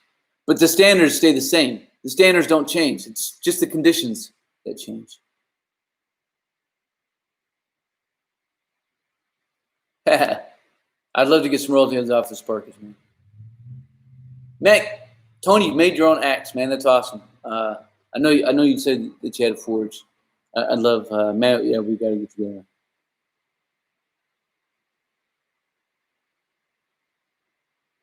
Oh yeah, man. The grind is sure enough mucho important. You know, whether we're talking about coffee again here, right, Robert? Going for something. You know, how long does that water hit in the coffee? You know, it's an art. It's not a science. It's an art. Robert, you know, roasting some coffee in the field. I'm going to put that on the list. I wasn't even thinking about it. I was just thinking about roasting some coffee here in the backyard, which I'll probably do first, right, and try it out. And then we'll take some raw coffee. Sometimes I can't speak. Like, you have no idea some of the outtakes that I could have with some of the dumb things that come out of my mouth. Sometimes I cannot talk to save my life. That's awesome stuff. But man, I appreciate that.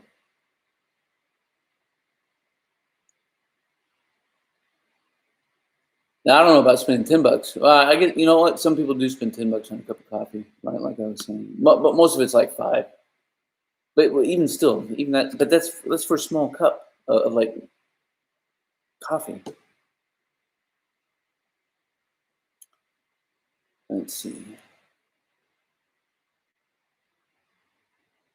Larry asked, hey, and again, I know since the last time I said anything, we've had a lot of dudes sign off and a lot of more, and some more folks so come back in.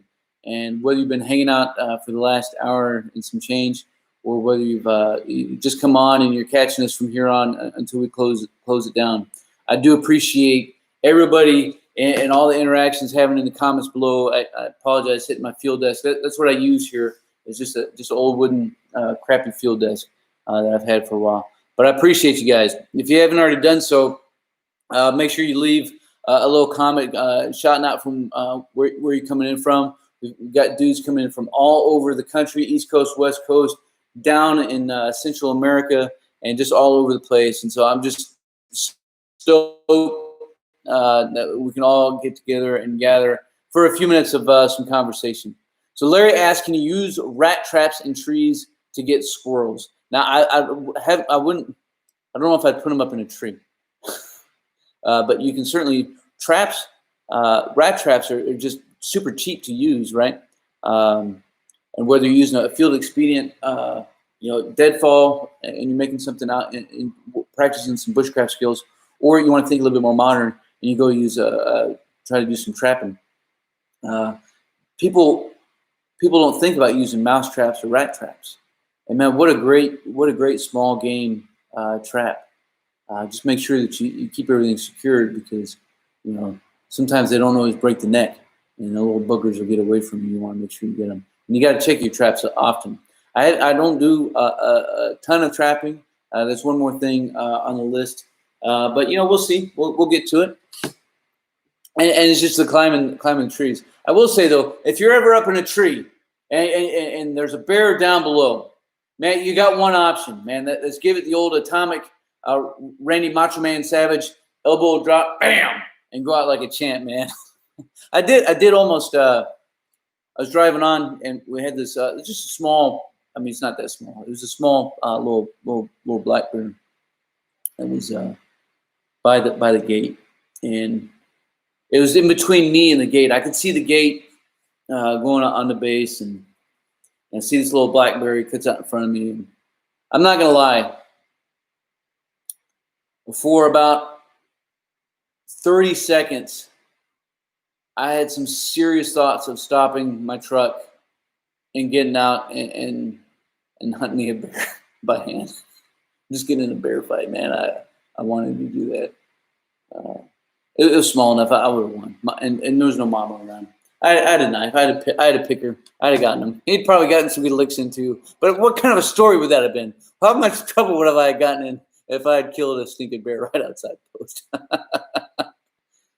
Yeah, man, Rob, you got to get rehearsals are everything.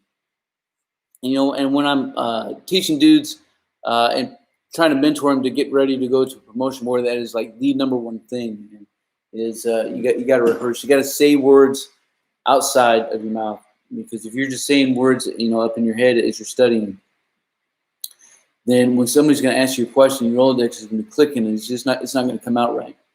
So you got to rehearse, man. You got to rehearse. I always hear about people disappearing in the wilderness.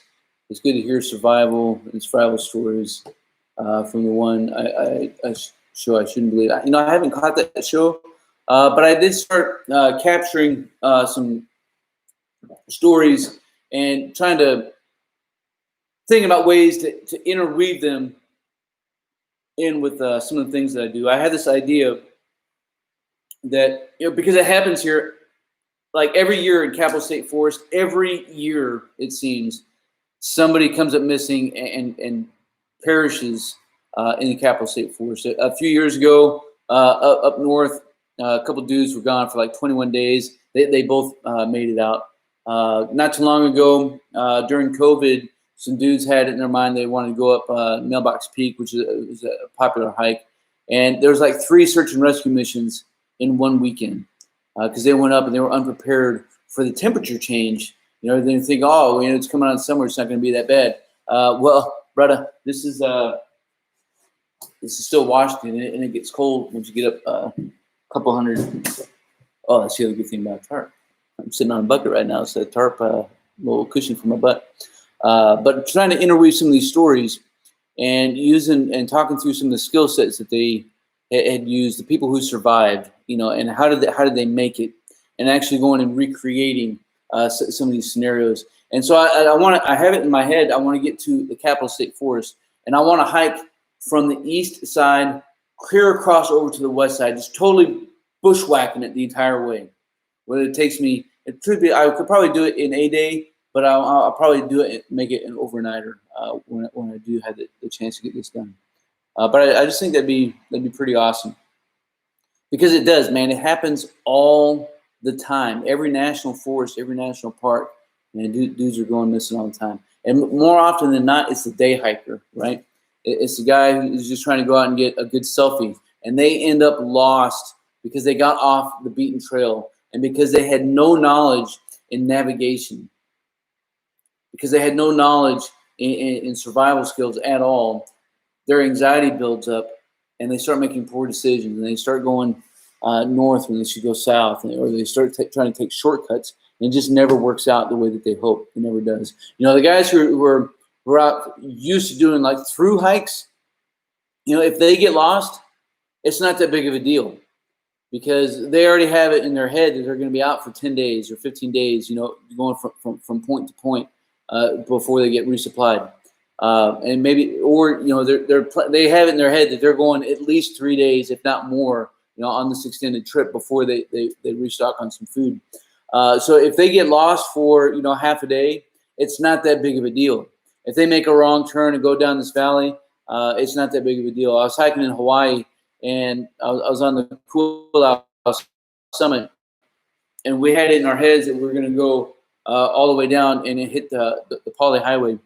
We ended up coming down early, and we didn't know until it was kind of too late that we'd taken a wrong turn. But it wasn't that big of a deal, because we already had it in our minds that we were going to be out for days. So when something went wrong, it was okay. Our mental capacity wasn't impacted at all. But it does happen all the time. Okay, Tony, catching back up. So you use quartz. About there, right on. Man, I'm sure you forward your own strikers, man. That's awesome. I'll try to find some of that stuff. Robert, you taking notes, right on, brother. Hey, man, you can always hit me up. If you're in, you can find me in Global.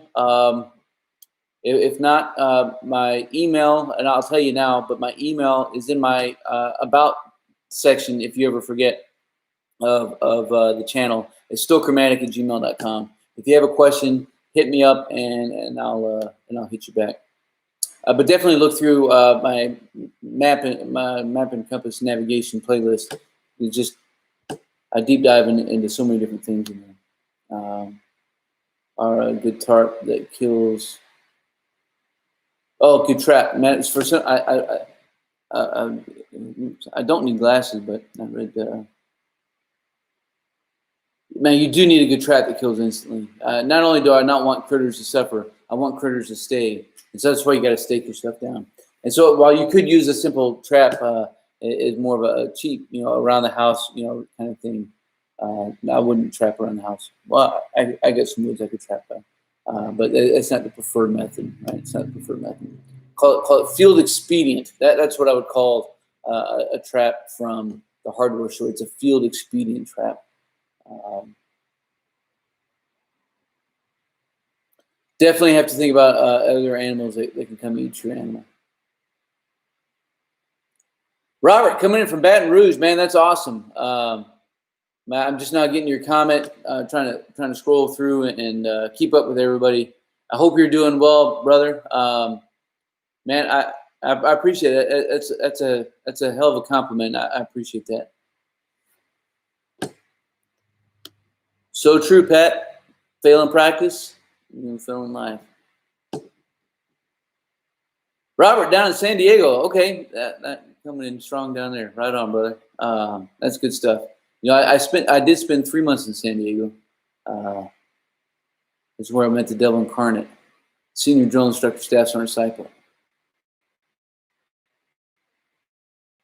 April 24th, 1995.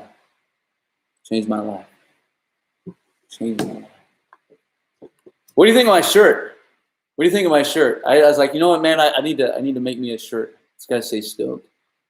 And sure enough, I just bought a little one-off, and it comes in the mail. Wife sees it, and Tanya's like, I want a shirt. My son sees it, and he says, I want a shirt. Oh, that's crazy. I love it. But hey, I mean, that's who I am. Wife, we're FaceTiming earlier today, and she was talking about maybe trying to order a shirt and use a little giveaway or something. Now, I think about doing a store, but I'm so small time. I don't know if I could. I'm still trying to muscle through. Like, I paid for a domain to eventually get a website going, because I'd like to have articles to also accompany some of the, just to complement what we're doing. And a lot of the times, when I'm getting ready to prepare for a video, I will write out a script, and I don't just storyboard, man. It's just so easy for me to type, a few pages, and man, this would just be such a good article. So I keep everything saved. I'd want to edit it and throw in some photos and things of this nature. But I just think it'd be such a really good complement to this. It just kind of two gears falling, in line with each other. I think it'd be an awesome idea. And maybe throwing a cup or a shirt or whatever. Let's see. Mordecai, right on. You're up at Mount Hood. Right on, brother. Saw two college kids yelling over a map. One kept saying the sun sets in the east, dude. He's gonna get lost in sauce, man. That's awesome. Oh man, I would love. It's like my land nav fail video. When I was talking to this beautiful lady, Austin Chambers' wife, and she's like, her favorite video is the one where I'm following these dudes when I was in a small group instructor in Hawaii, and I'm following these dudes during land nav. And I started filming this guy because it was obvious, because he had worked himself back to the starting point.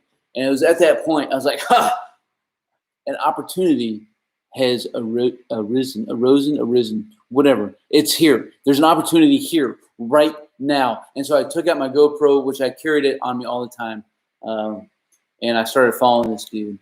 And I just got so pumped up, putting on a crappy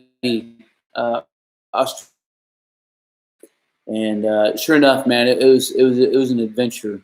Things this guy was doing, and this was after an 8-hour block of instruction on map reading and land navigation. It was after a practical application. This dude got out and was completely lost in the sauce. He was not my student. He was in another classroom. And he was lost in the sauce because his instructor sucked. I mean, just straight up. His instructor sucked. Big ones.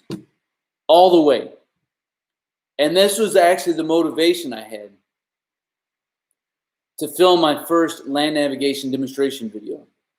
And that's when it's been on for a long time. And I'm gonna redo this one as well.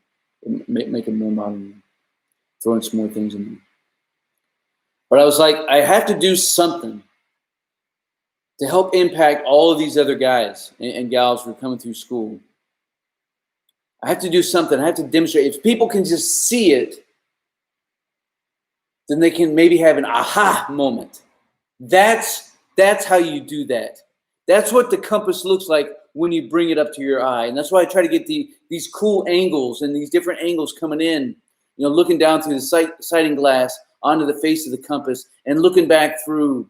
And that's what it looks like to actually plot points. And that's what it looks like to do this and to do that. That's what it looks like when we say terrain association. My last how to read a map video, maybe a month ago, that's what it really all is. It's the key principles and precepts of how to do terrain association. I had so much fun making that video. So much fun. I so wish it was doing better.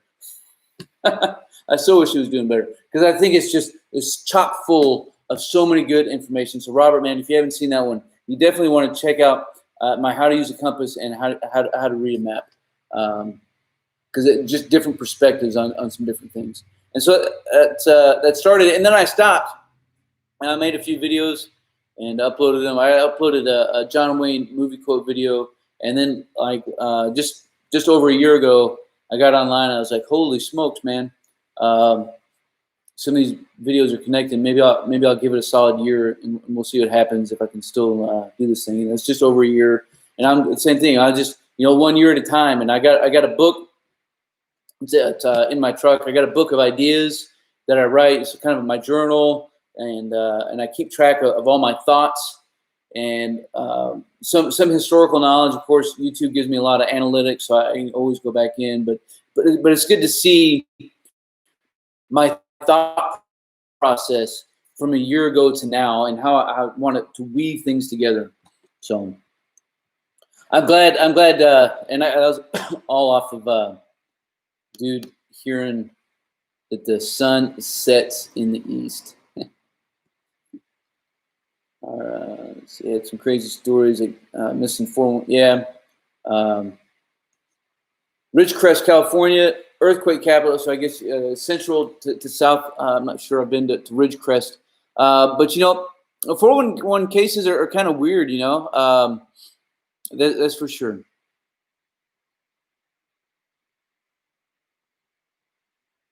Man, I tell you what, Patrick. I try to be intentional, and I was this past weekend when I was hiking through, and I was just setting up a kind of an emergency shelter for the night. No tarp, no tent, no nothing. Just me in the woods. And I came across this area, and it had a deadfall that was mostly dead, but it was lined up perfectly. But before I chose to use it, the very first thing I did was I looked up to try to see if there was any widowmakers. Up here in our forest, our trees are huge and they are tall, and branches fall. I got a fir in the back. I got a sequoia right off the back porch, and then down a little bit towards the back end, I got a big fir, and we call it the ugly fir because the storms have just taken off some branches, and it's growing weird, and it's an ugly fir. But branches fall, and branches, it could break a leg, break an arm, give you a concussion. A tree can fall over, so you need to be cognizant. It's like when I teach people how to do CQB and how to clear a room. One of the things that gets people every single time is we think two-dimensionally, and we never think three-dimensionally. We never look up or look out and behind us.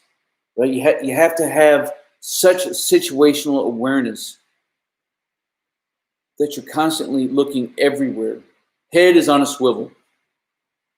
Head is on a swivel. You got to stay in the yellow. Combat mindset. Yeah, man. Widowmakers are crazy, brother. Oh, man, I appreciate you. I love my show. There is a story you can do. Yeah.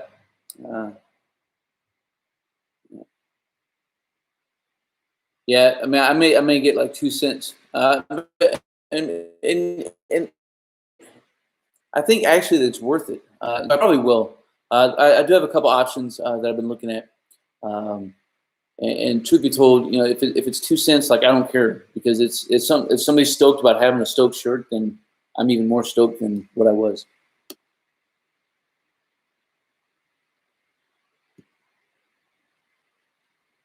Yeah, Mordecai, and I've been toying with the idea of writing more books. I wrote a small book a couple years ago and just self-published it. It was a series of articles, or actually emails, when I was deployed, that I was sending all my guys, and because I couldn't see them face to face. We're dispersed throughout all of Iraq. And then I had dudes in Syria, in Jordan, and as well as down in Kuwait. And I'd get around to see make my battlefield circulations, and go to see everybody as often as I could. And for the guys who are in Iraq, I could get around a lot easier because I could just get on a helicopter and I could fly to Al Assad, or I could go up to Erbil, or I could go to the Baghdad area, and I could get on a truck and I could convoy out to some of these fire bases and go chill with the dudes outside the wire. But I couldn't see everybody all the time. And there's one thing I love at work. It's the soldiers that I work with and the soldiers that I work for, the ones who are out there grinding each and every single day, man. They pump me up so much. And so I would send out these emails. I was like, man, I got to try to find a way to connect and to inspire as much as I can. And so I kind of split it up into three things. One was some vignettes. So it's Medal of Honor recipients, right? I wanted to tell a little story about some Medal of Honor recipients. Another one was just some ideas on virtue and how to live with integrity, ultimately, is what that came down to. And then the other one was some basic survival and fieldcraft stuff, things that we don't, truth be told, we don't talk about them enough in the military. We used to a lot more in the 90s. And I can't speak for the infantry on this side of the house, but I know back in the day, that was a big part of the way that we grew up. And that was really because my first sergeant back in the 90s was a Vietnam vet. All of my senior enlisted were Vietnam vets. So they had it ingrained in their mind about patrolling through the jungles. And so they knew how to do that. And so we all had our survival kits. That was a required item. It wasn't issued, but go on a patrol and not have one and see what doesn't happen to you. And so that was just something that was ingrained in me. And so I carried these things, all the time, including, some small wire to make traps and some other things, radio wire to make field expedient antennas. But most guys don't anymore. But there's just so many things out there that it just keeps me thinking all the time. And so I did do some writing, and I'd love to do another collection. I thought about maybe trying to reach out to some magazine publishers, but trying to get into the having somebody publish your material for you is a weird business, man. It's a tricky business. I don't care if it's a magazine or book. You almost still have to do the same amount of marketing, whether they publish your book or whether you do. So you may as well do some self-publishing. So we'll see. I'm gonna scroll back up, make sure I didn't miss anything. Let's see, because I thought I saw something.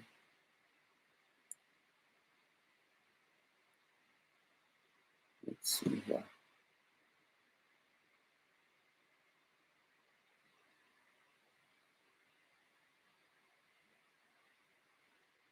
Yes, sir. Man, that's great stuff. Hey, everybody. So it's going on 2 hours. So I think we're gonna have to call it a night. I do appreciate all y'all taking whatever time that you did, whether you've been hanging out for the bulk or all of the 2 hours, or whether it was just whether you just signed on. If you just signed on, man, I hate it. Shoot me an email, leave some comments down in any of the videos, and I'm adamant about leaving some responses back. And do that, man. Leave some responses, leave some replies, and we'll keep honing and shaping each other, and we'll keep this conversation rolling. And man, I look forward to it, and we will see you all on the other side. And until then, man, y'all stay stoked.